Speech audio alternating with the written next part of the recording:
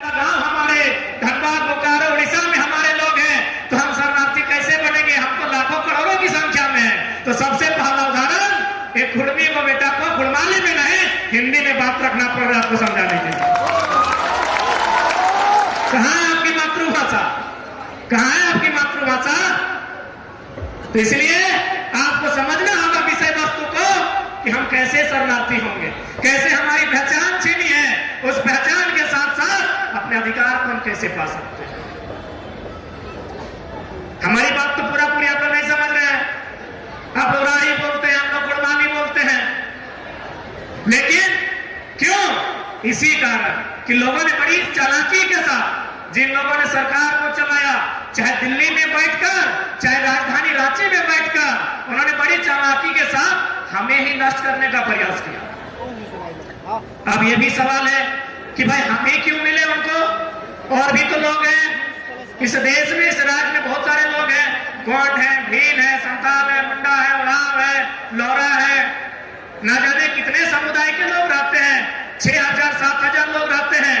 तो छोटा नागपुर के पठार में दिल्ली में बैठे लोगों को हमसे दुश्मनी क्यों थी? हमने बार बार कहा अब जहां से अगर आप धनबाद से चलिएगा कदम से कदम ना, तो उड़ीसा आप केवल अपनी जमीन में पार हो जाइए। यानी कोई भी, चाहे विदेश का आदमी आए, चाहे इस छोटा नागपुर पठार के अलावा बाहर के लोग आए, क्या वे लोग हवा में घर बना सकते हैं? अपने योजना परियोजना, अपनी कंपनी, अपनी फैक्ट्री, क्या वे लोग हवा में लगा सकते हैं? नहीं, उन्हें जमीन चाहिए। जमीन किसकी है? हमारी है। जमीनें किनकी है? हमारी है। इसीलिए सबसे पहले केंद्र सरकार ने, जो उस समय और आज भी पूंजीपतियों की सरकारें हैं, उन्होंने कहा कि हमें सुविधा कैसे होगी। यदि हम जमशेदपुर सरायकेला में कोई फैक्ट्री लगाएंगे, धनबाद बोकारो रांची में अगर जमीन का अधिग्रहण करेंगे, तो सुविधा कैसे होगी? किनके पास जमीनें ज्यादा है? तो आप देख सकते हैं विशेषकर कोलियरी बेल्ट में, औद्योगिक क्षेत्रों में लगभग 60-70% जमीनें हमारी थी। इसलिए 1950 में बिना किसी नोटिफिकेशन के हमें जो समय की सूची थी प्रिमिटिव ट्राइब, हमें बड़ी साजिश, चालाकी, षड्यंत्र के तहत बाहर कर दिया गया। आज भी हमारे पढ़ने वाले नौजवानों को, हमारे माता व बहनों को, हमारे समाज के मैक्सिमम लोगों को जानकारी तक नहीं कि हमारे साथ ये साजिश क्यों रची गई। इसलिए आज एक जन चेतना की आवश्यकता है, जो चेतना आज धीरे धीरे जागरूक हो रही है हम सभी के बीच।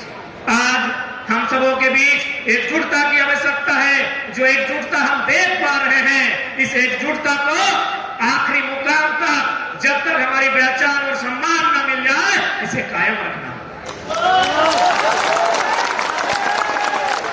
क्योंकि इस बात को मानना होगा, हम लोग बहुत ही सरल लोग थे, भोले भाले लोग, खेती के माध्यम से धान लगाकर अपना जीवन यापन करने वाले लोग, बहुत सरल लोग थे। हमने लोगों की चालाकी को कभी समझा ही नहीं। आज उसी चालाकी का परिणाम कि हम लोग हादसे में हैं। आप बारीकी से, मैं कुछ बिंदुओं को समझा रहा हूं, उन बिंदुओं से आपको आभास होगा कि किस प्रकार हमें डैमेज करने का प्रयास किया गया। सबसे पहले बात करते हैं इतिहास की। यहाँ सभी पढ़े लिखे नौजवान हैं, पढ़ी लिखी माताएं आई हैं, सबको जानकारी है। हम जैसे इतिहास पढ़ते हैं, हमारे सामने चैप्टर्स आते हैं। पाषाण काल, उसको 3 भागों में बांटा जाता है, पूरा पाषाण काल, मध्य पाषाण काल, नव पाषाण काल। जैसे ही पाषाण काल खत्म होता है, ताम्र पाषाण में आते हैं, कांस्य युग में आते हैं, मोहनजोदारो हड़प्पा में आते हैं, वैदिक काल, उत्तर वैदिक काल में आते हैं, महाजनपद काल होते हुए, गुप्त वंश होते हुए, हम लोग मुगल को पार करते हुए अंग्रेजों के काल तक आते हैं ना। ये तो हम इतिहास पढ़ते हैं ना, पढ़ा हमने। लेकिन बताइए, कहीं राण काल का जिक्र है, कहीं राण सिविलाइजेशन का जिक्र है किसी इतिहास के पन्ने में? एक भी व्यक्ति हमें खड़ा होकर बता दीजिए।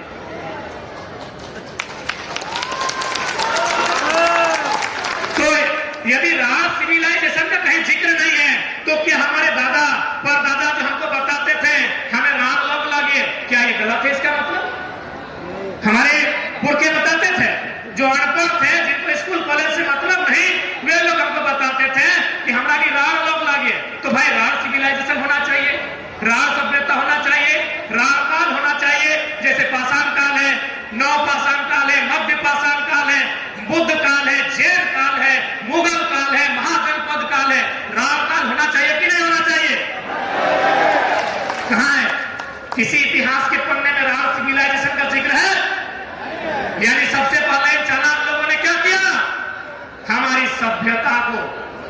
हमारी सभ्यता को इतिहास में कहीं स्थान नहीं मिला।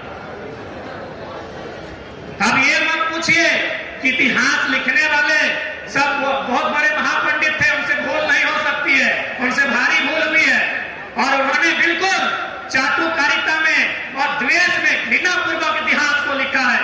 मैं नाम न लेकर दो उदाहरण देना चाहूंगा, क्योंकि मैंने इतिहास की बात कही है और मैं एक्सप्लेन इसलिए कर रहा हूं कि लोगों ने इतिहासकारों से भूल कैसे नहीं हो सकती है, क्योंकि पढ़े लिखे लोग हैं, बोलेंगे वे इतने बड़े इतिहासकार थे, उनसे कैसे भूल होगी, हो सके हम ही लोग गलत है, राज सिविलाइजेशन नहीं था, तो मैं बताता हूं इतिहासकारों से कैसे भूल थी।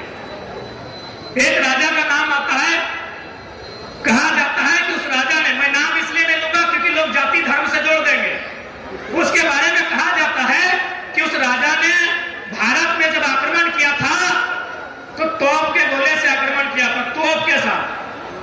ध्यान दीजिएगा मेरी बात को कि इतिहासकार भूल कैसे नहीं कर सकते हैं, इतिहासकार धोखा कैसे नहीं कर सकते हैं, इतिहासकार बेईमानी कैसे नहीं कर सकते हैं।